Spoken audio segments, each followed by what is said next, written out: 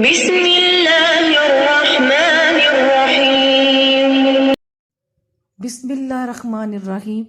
حضرت عائشہ صدیقہ رضی اللہ عنہا فرماتی ہیں، جب رمضان کا آخری عشرہ آتا تو حضور صلی اللہ علیہ وآلہ وسلم اپنی تہمت کو مضبوط باندھ لیتے تھے، یعنی خوب محنت اور کوشش سے عبادت کرتے اور رات بھر عبادت کرتے تھے اور اپنے گھر والوں کو بھی عبادت کے لیے جگاتے تھے۔ اعمال کے اجر و ثواب کا دار و مدار نیت پر ہے۔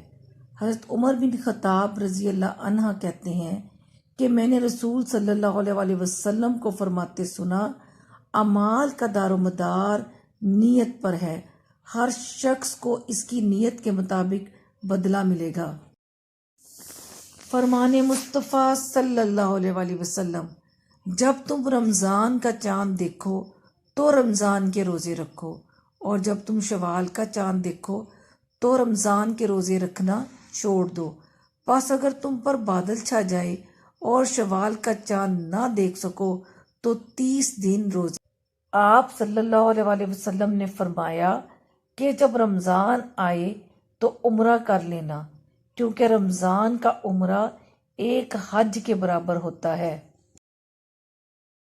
حضرت ابو ہریرہ رضی اللہ عنہ سے روایت ہے کہ رسول صلی اللہ علیہ وآلہ وسلم نے فرمایا، جب رمضان کا مہینہ آتا ہے تو آسمان کے دروازے کھول دیے جاتے ہیں، جہنم کے دروازے بند کر دیے جاتے ہیں اور شیاطین کو زنجیروں سے جکڑ دیا جاتا ہے۔